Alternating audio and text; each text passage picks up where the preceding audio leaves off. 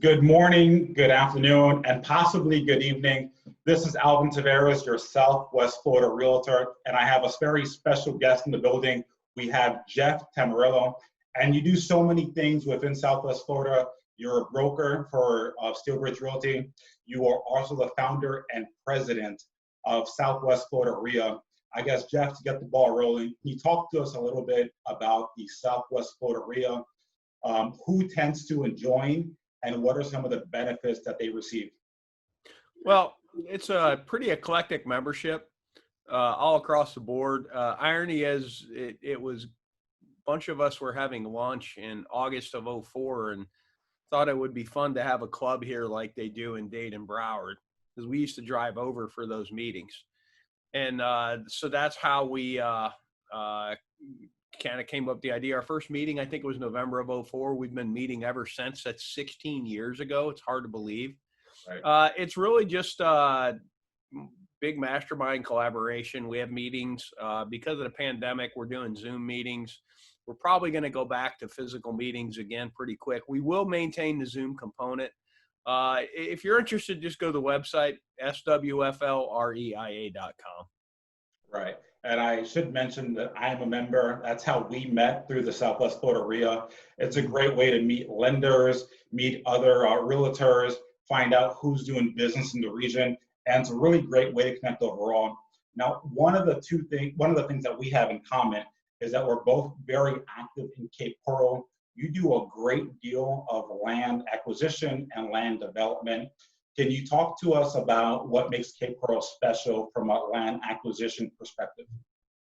Well, on the land side, it's interesting because you've got really three basic types of lots in residential, which is dry, saltwater, freshwater. Yep. You've got the modality of assessments, and then each location in the Cape has a very specific use. Like, if you're a boater, Southeast, Southwest Cape's amazing. Yep. If you're a fisherman, Northwest Cape's a little better because you can get the Pine Island Sound. The freshwater canals are cool, and there's some that you can put a power boat in. There's some you can't. Yep. It's a lot cheaper. The nice thing about a canal is you don't really have a neighbor to the rear. Like, I live on a canal in North Fort Myers. We're 6 houses off the river. Right. And it puts the neighbor far enough away that it's kind of like not really having a neighbor. It's somebody you wave to from about a half a block away. So it gives you a little more privacy living on a canal. And it's really a kind of a planned community where they dug all these canals. I mean, the irony is, back in the 50s, everybody in Lee County was laughing at these crazy guys from New Jersey that were paying people to run bulldozers and dig canals. And now it's, big city, 190,000 people live there. Right. And it is incredibly rare to just be able to have a boat permanently in your backyard and go to the Gulf of Mexico. If you were to be on the East Coast, there's very few lots available. On this side, we tend to have plenty of options. Can you talk to us about kind of what you're seeing as far as a demographic shift and kind of what makes Cape Coral special from that perspective? Well, Cape Coral, you've got New York, New Jersey have always had a big footprint here. Yep. You've got a lot of Germans. I, at one point, was the manager for a German-based, more like director of operations, a German-based real estate brokerage. And it really hit me. Every German knew where Cape Coral was. Most of them didn't know where Fort Myers was. And they flew into Fort Myers. Yep. So particularly in Europe, Cape Coral is really on the wall and they know where it is. And then you've got another, definitely an inflow of population that are coming here from Dade and Broward. Yes. Because they can cash out of, say, Weston for $700,000 now, and they can buy a pretty awesome house for $275,000. So, we mentioned waterfront. A waterfront on that coast is extremely expensive. Absolutely. To where, they can cash out of their 3-2 in an HOA community and come over here and buy a saltwater access pool home for, in some cases, half the price. And thanks to we really got behind remote working. We're seeing a lot more SteelBridge on the traditional brokerage side. I'm seeing a lot more people that are. We had a guy ping us this weekend over a rental we have listed that is going to move here from Orlando because he can work remotely. It's a given in his company, and they don't have to fight with I-4 here. I mean, even on its worst day, I-90 or I-75 on its worst day can't compete with I-4 at 2:00 in the morning. You know what I mean? So there's a lot of benefits to being here versus being somewhere particularly that's congested and actually much more expensive. Absolutely, and I agree with that. And one of the things that makes Cape Coral so unique is just the water. We have the mouth of the Coxsackie River flowing through the southern end of Cape Coral, and then you have the Gulf of Mexico to the western front. Now, a lot of times we'll hear people talk about the difference between salt water and fresh water. Can you kind of separate the two and kind of tell us what the benefits are of each of them? Well, the fresh water, you're not going to access the river. You're not going to access the Gulf. It's a closed system. There's some really cool freshwater canals. There's some pretty amazing bass fishing on some freshwater canals. There's some big lakes. Some of them lead to, like, you can lead to Lake Kennedy. Some of them. I mean, there's a lot you can do. I wouldn't overlook the freshwater. Freshwater are very cheap right now, primarily because seawalls. Seawalls have become an issue, but it's kind of created a buying opportunity as well. I have a partnership where we acquire land and sell it to builders. Sometimes we'll spec a house on it too. And I can acquire freshwater lots right now for cheaper than I can acquire a dry lot because everybody is so uncertain about the seawall code changes.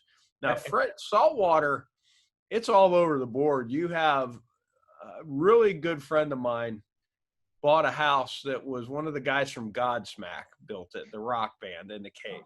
Right. It was a pretty cool house. And this house, the pool area looked like something somebody from Godsmack would have built. It was the pool area is pretty awesome. But it was Southwest Cape, which is a really nice neighborhood. But if you track the bridges to get out, he was 30 minutes to open water. Right. So one of the things with saltwater is you really need to understand if there's bridges, how high the bridges are. If you see the term sailboat access, that generally means no bridges to open water. It doesn't mean you're going to fit a huge sailboat down the canal as well, though. You need to still understand, how deep the canal is. There's a lot more modalities than just that. But one of the main things in the Cape to pay attention to is how far you are to open water. And and in particularly what open water. If you're like me, when I go out on my boat, I live in North Fort Myers right off the river. I'm either on my boat playing in the river or we all tow them, trailer them to the tip of Pine Island, Bokeelia. And then we go play around Pine Island Sound and go to Gasparilla and stuff like that. So it's, and so if that's what you're there to do, and that's the most important question you have to ask yourself is what are we here to do when you're buying a home or anything? And, particularly if you're a fisherman and Pine Island's important to you, then probably the Northwest Cape is a better option than the Southwest Cape.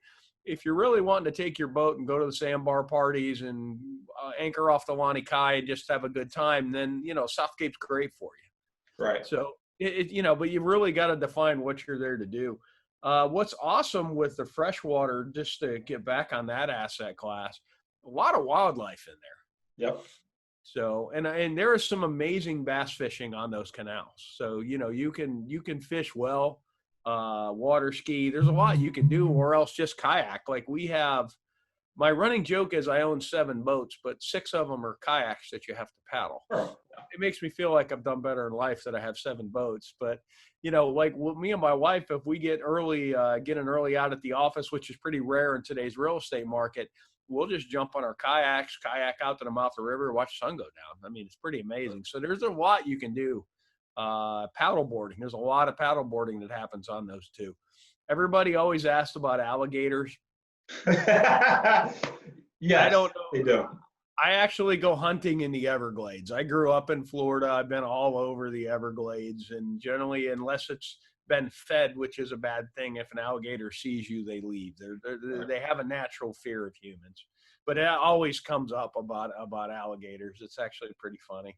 You get to the point after you lived here a few years, you'll see an alligator and you won't even notice it. It won't make a difference. Yeah. Yeah. They stick to themselves, definitely. So to recap the salt water versus fresh water, we're not often talking about the actual salt in the water. We're talking about Gulf access most of the times. And in which if you're looking for Gulf access, you should be a fisherman. You should look to access the Gulf. In which the other questions are then how many bridges, the height of those bridges, and really the amount of time it takes to get to open water. If you are on a freshwater canal, that is not a reason to say that you have a lesser property. It just means you're looking to have different usage, in which we're often looking at kayaking. We often think about just water access as being canals. There's also a number of lakes that are available, in which a lake can be perfectly fine. And you also create a barrier between you and the property behind you, where it creates an overall sense of peacefulness and a sense of just being in a unique speck of land that is all yours and you are more intertwined with nature. So most of my morning is yeah, absolutely. And that's one of the things we didn't cover here is just how important the direction of your backyard is. But a lot of people, whether you're a sunrise person or a sunset person, or you want the sun to be there all day, the facing of your back property is very important to a lot of residents here. Yeah, I actually have my morning coffee sitting on my boat dock. So every morning I get up, make a cup of coffee, walk out back, survey my universe, see if we actually bought a crab trap on Amazon. So, once in a while, crab, it's a pretty exciting morning if you got a blue crab in the trap. So there's something to be said for living on the water. Absolutely. And it makes this part of the country so unique compared to everyone else. Not only that we have the water, but that we have access to it really any day of the week. One of the things that get asked very often is the assessments with regards to the property. Jeff, can you talk about when people bring up assessments with Cape Coral properties, what do they mean by that? Well, when they begin to run water and sewer and then irrigation as well, sometimes there's assessments. Now, there's an upside and a downside. The downside is you are going to have assessments. They amortize them over 20 years and put them on the tax bill. And to be clear, when we're saying assessments, we're saying the city of Cape Coral is going to give you a fee to then pay back having water access to your property. That's both sewer and drinking water. Yeah, and they amortize it over 20 years on a tax bill, basically. So the downside is you have that. Another downside, when they run it, they tear up the roads. You basically stop washing your car for about a month. You're not going to keep it clean. Now, here's the upside. Now, if you built before that, you've got a septic tank and a well. While your water, you don't have a water bill, you still have to maintain it. You still have to have a softener. When a septic tank has a problem, it tends to be expensive. I mean, you may get lucky and just have to have a clean out, $350. But if you have an issue with your septic tank, it becomes a very expensive issue, particularly if it's an older home. So you kind of have a floor now that when you're hooked up to city water and city sewer, if something bad happens, it's not nearly as expensive. So we have landlords in the Southwest Florida area that won't buy a rental property that's on a well or a septic tank, just because if the septic tank goes bad and they have to replace it, you're about $9,500 right now for a new septic tank. So that pretty much eats up the whole year's worth of rent in some cases, much alone. It definitely eats up a couple of years worth of positive cash flow. But so they also have irrigation that comes in as well. So and there's I think it's capeims.com. If you go to the Lee County Property Appraiser site, there's a link to check Cape Coral fees. So say you're looking at a house or say you're looking at a lot, you can just search that address and hit the button run loan payoff, and it'll give you a guesstimate on what the assessments are. Because that's one of our primary things. We have a partnership where we buy and sell 10 to 30 lots a month. And that's our first underwrite on a Cape Coral asset, a Cape Coral lot particularly, is, how much in assessments does it have? But Yeah. it's not the end of the world. It's going to raise. There's two things in real estate. There's the cost to acquire it, and then there's the cost to keep it. It's going to raise your cost to keep, but particularly, here's an investment opportunity. Initially, when the assessments show up, and it's all done in areas. There's like North 1, North 2, North 3, SW 5 and 6. And it's worth mentioning that basically everything south of Pine Island Road has already been built out. Right now, we're talking about the area just north of Pine Island Road. And then even beyond that, that's going to be maybe 6 or 7 years before that even comes into the picture. Yeah. But the assessments aren't the end of the world, but you need to know about them. But I mean, just an interesting opportunity I've watched happen time and time again. When they run a fresh batch of assessments, a lot of landowners panic and blow their lots out. And you think about it, if you're a builder, you've got an area with water and sewer. So, right now, if you build a house with a septic tank, you have to get a permit from the health department, and that takes a little bit, 6 weeks.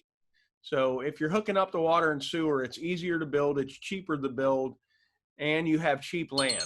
Right. So builders love those areas. And usually if you watch statistically, they will take a hit the first year. Yep. And within the second year, they're back to where they started or above it.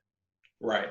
So, and that brings up a good point where if there's a property that's maybe valued at 220 or so, when the assessments are due, when the construction begins, they're likely to sell for up to 180 just because of the fear. And it might just be a 6-month period of time, but during that time period, there's going to be a lot of panic, in which it can be an opportunity to buy a property that is currently undervalued. It may only cost you maybe $16,000 or so over the next, you said 15 to 20 years? 20 years. Right. So it really becomes something that you just work into your equation, but that fear, that panic does present a buying opportunity. Is that correct? Mm-hmm. It can. I have personally made money off of it. I will share that. and you are an experienced investor. So if you are someone who's looking to become an experienced investor, it makes sense to see what others are doing and possibly follow suit. Another common question that we get, particularly from Northerners, from New Jersey, Connecticut, Illinois, et cetera, is school choice. And I often work with buyers that are out of state, and they'll ask, hey, Alvin, I want to make sure we buy a property that's in a really good school district. I want to make sure my kids go to a great school. And I have to explain to them that in Lee County, we have what's called school choice. And that means that you're not guaranteed to have your kid go to a certain school. Instead, you have a chance to essentially add a list of schools that you want your kid to go to. And then based on a lottery system, basically that will determine where your school is. Jeff, what has been your experience and pros and cons of school choice overall? Well, I can tell you in 2007, I started doing some stuff in Columbus, Ohio, and it really took me back there. The old school, if you live in this neighborhood, you go to this school. So if it has a really good school, then, if it's an A+ school, then the houses actually cost a lot more as opposed to somewhere with struggling schools. Lee County, all 3 of my children graduated from Lee County schools and got a great education. Mm-hmm. And the one interesting thing that they've done with school choice, each school has some sort of an identity. Yeah. So, like even at Island Coast, they have a tilapia farm, which is cool. I bought the tilapia as a friend of mine's. I call it one of my bonus sons was there. So I'd buy 10 pounds of tilapia every year to make sure the program kept going. Right. Each school has a particular focus. Like North Fort Myers High has a heavy art focus. Yep. My kids went to North Academy of the Arts, which is kind of an art school, but it was a great school. I mean, probably not supposed to say that, but it's my experience. But each school has its own focus. So you really want to figure out, you're going to be in this zone, you're going to be in that zone. And then you really want to visit the schools and figure out which one is a fit. Because, certain schools have an engineering program. Some schools don't have an engineering program. It just really depends on what they want to do. Some schools have a heavy focus on like the band. Some just kind of have a band. So, and each school has its own particular I don't know, feel for it, its own vibe too. So you really want to check Yeah. them out. Yeah, I agree 100%. They have their own culture. Some might emphasize the sports or arts differently. And to your point, that sense of competition also creates a separation amongst the school. And they all kind of carve out their own niche as opposed to having a mandate. It also becomes very clear as to what some of the best schools are. And it doesn't limit you based on where you buy a property on your kid's ability to go to a great school. Mm-hmm. No, it's really if you're a parent, go check the schools out. Go visit them, meet the principal, figure out what every school has a very particular focus. So you can kind of figure it out that, hey, this is what they do well. Like my kids went to North Fort Myers High, and they have a really awesome audiovisual program, particularly if, say, a kid has interest in journalism. While all the schools have that, they had a pretty good program for it. There's just a lot of, it's choice for a reason. And even the schools have kind of made choices on what they're after. So it can be a little intimidating and a little overwhelming because you got to make a decision. So it's almost easier when you don't have school choice. You just live here, you go. So, if there's not enough decisions to be made in this world, it does create more decisions. And, and I also would not go on Facebook and ask a bunch of people, because you generally are only going to get the negativity for the most part on social media. The complainers tend to drown it out, and particularly you go into, there's some Cape Coral forum groups that are pretty awesome for recommendations, but you also are going to get, 99 people had a good experience, one person had a bad. You're probably going to hear about the one person. They're a lot more vocal. So I would tell you, make your own decisions, go to school, check it out. But school choice is, I have friends that have 3 kids in high school. One just graduated, and each kid went to a different high school. Yep. So because it actually fit what the kid was doing. Right. And I think the middle kid just didn't want to go where his brother. So, he had to be his own man. That's the major benefit, right? Is that you have the option to decide what school is best for each of the kids you may have. One of the other common questions we get from others, particularly outside of the state of Florida, is when it comes to flood insurance. And even when it comes to working with investors, a lot of times they want to figure out all of their costs, and they want to figure out, hey, does investing in Southwest Florida make sense? And then it gets to the point where it's very property specific as to which plot of land or which property requires flood insurance, which one doesn't. Can you talk more about that? Well, you've got basic flood codes. Flood Zone X, you don't have to have flood insurance. Like when we're looking for lots for builders, they overwhelmingly want Flood Zone X. Well, it makes sense. There's a Flood Zone AE, which I had a house. I wasn't even on the water, but I had a house in North Fort Myers on a little over an acre that we were AE, and I think my flood insurance was like $400 a year. Right. It wasn't the end of the world. I live on the water now, and it's not that cheap. No. So, I'm on a canal, 6 houses off the river, but, at some point you got to live a little bit too. Yep. So, and the most important thing with flood insurance, if you're in a flood zone, by codes, anything 85 and older is going to have a higher flood insurance premium because of the elevation at the house. Every time we have a code change, we kind of require the houses to be a little higher. It's almost like the fill dirt guys have a lot of input into our building, but they're going to come out and they're going to do what's called an elevation certificate. Your surveyor will. Yep. And here's the thing: if you don't have an elevation certificate, your flood quote will be off the highest potential it can be, the highest premium it can be.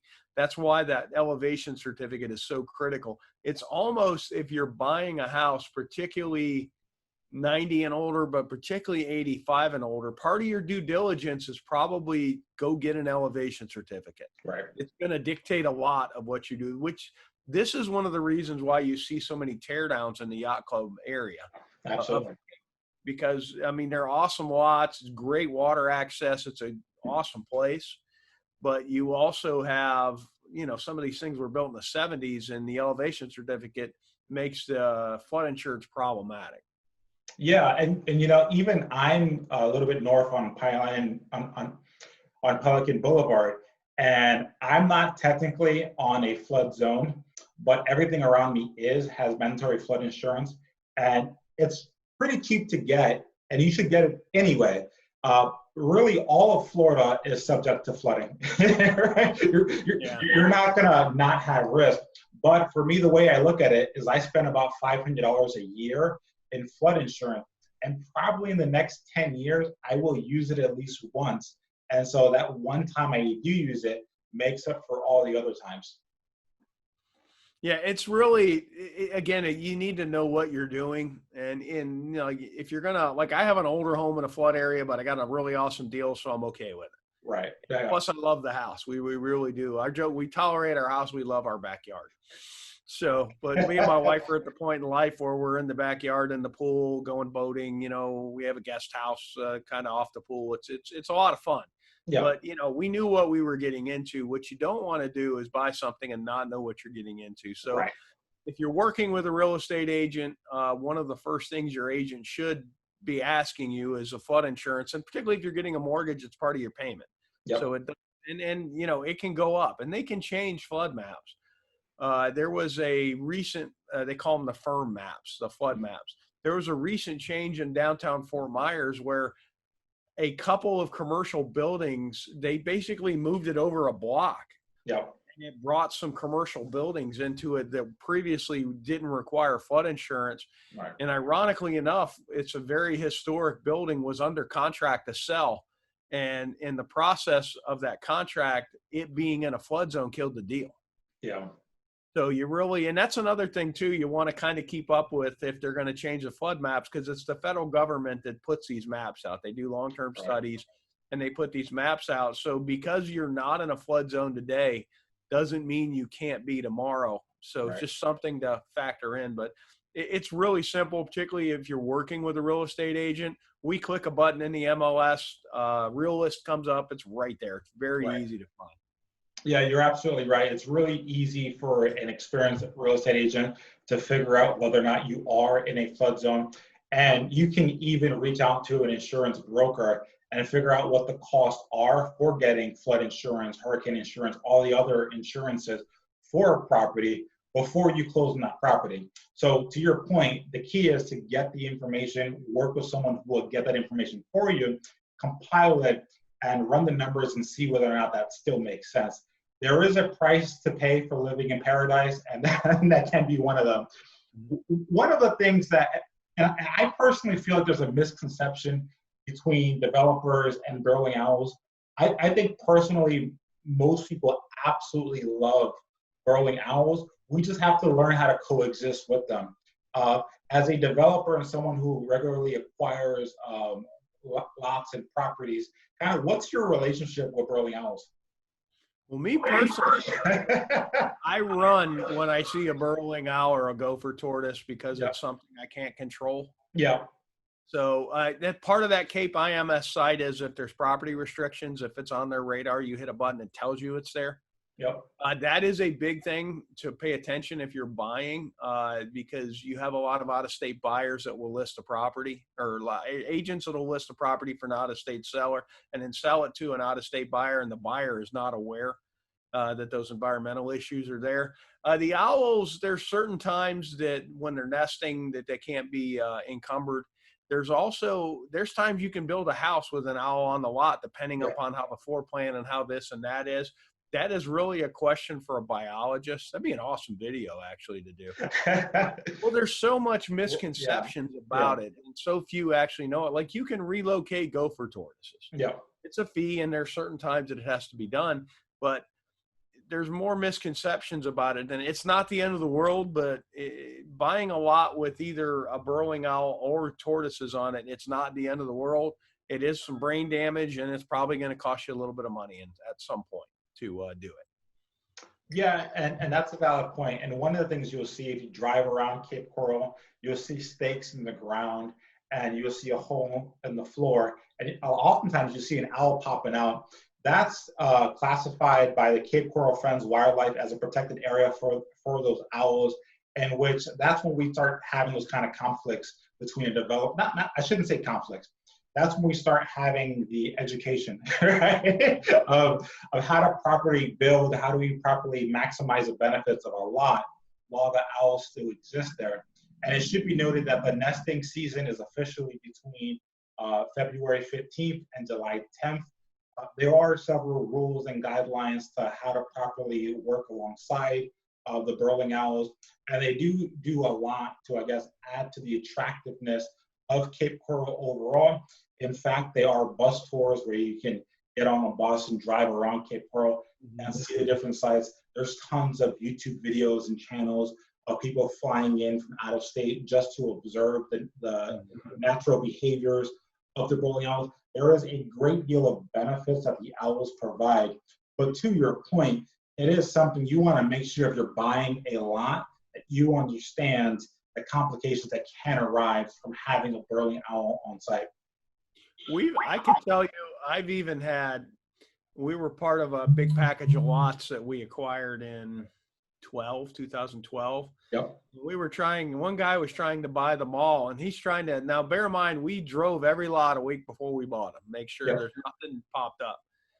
2 weeks later, this guy's trying to tell me there's owls and tortoises on every lot. And so if you're a seller or just a landowner and people are calling you, a lot of people will try and tell you have owls or tell you have tortoises, and you may not, just trying to justify a low offer on the land. So if somebody calls you on the phone and tells you they want to buy your lot, and then they say they only buy lots with burrowing owls, I've encountered people that have gotten these, and then the out-of-state owner panics and blows it out, and come to find out there's no owls there. So you definitely want to check it. But it's used. It's a good thing that we protect them. Yeah. But it's also, like every good thing, there's also some kind of bad uses for it as well.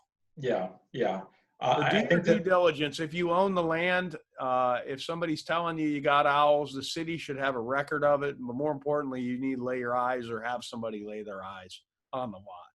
Absolutely. And I think you bring up a number of points. I think to summarize our conversations today is that Cape Coral is an absolutely incredible place to live, to invest, and to have a family, go to school, all that fun stuff. But it is a very unique place. As intertwined with nature, has a lot of the benefits with regards to waterways, has some things with regards to the owls that you should be made aware of. You have to be aware of all the insurance complications behind it. And the key is to educate yourself and to work with people who are very educated in doing investments and buying and selling in the area. Obviously, I'm a real estate investor and a realtor, so obviously I have these talents and these skills. Jeff, as the president of the Southwest Florida REIA, can you kind of end today's meeting just kind of talking about some of the ways that your future members can maybe benefit from learning about the region from the group? Well, here's the awesome part about a REIA meeting. It's we don't do information product sales. So a lot of the real estate investing focused meetings, they're always going to, at the end, try and sell you a $5,000 weekend from people that may or may not actually do real estate for a living. There's some of it, it's just information product sales, to be honest. Yep. We don't do that. It's very what I call intrinsically focused, the group. You've got a lot of people trying to figure out how to do the first deal, sitting next to a guy who owns 335 properties, who pretty freely shares. So it's a great group. Collectively, the membership's about 4,000 properties owned. We actually, it's a metric that we track when people join. The assistant starts running names and LLCs so there's a lot of experience. It's a very collaborative environment. I always kind of call it everybody kind of ceases fire for, the meeting, and we're all competitors for the most part out in the field, but at the meeting, everybody's pretty decent. And there are no secrets. There really are no secrets for sale. There's experiences that other people can share with you that'll cut short your learning curve. Yep. The problem with real estate investing, any type of investing, when you're investing your own money, that learning curve sometimes comes at the expense of your balance sheet. So it's really important to be able to, like I've had some amazing mentors in my life that have just came out of nowhere on top of that. And I was talking to one of my mentors about a deal I was about to do, and his exact words were me too. All the scar tissue on my back is tingling right now with what you're saying. I did what you did 20 years ago, and it only took me a couple months to recover, is what he said. So, you know, it's, and that's really what we do at the RIA as well. It's very, very, I mean, you and I would freely share, and we didn't work together. And we're real estate agents. So it was, you know, that's pretty rare in this world too. Usually you're, you know, covering your back trail a little bit more professionally. But when it comes to that group, I really, it's, you know, I founded it, so it's kind of my passion. But it's a great group, particularly if you're just curious about real estate investing. If you're a new agent, it's a great place. If you're a contractor trying to get business, you're in a room full of people buying and selling property and landlords. I mean, it's a great place to get business. Yeah, absolutely. And I think one of the benefits is that you're alongside the same people who think the same way as you do. So your ability to sharpen your skills, to understand what other investors are looking to buy, to be able to meet with people who are buying the same class of properties that you are, and to really sharpen your skills is absolutely incredible. I do want to thank you for your time today. You've been absolutely incredible and generous with your time. I really did learn a lot during this conversation.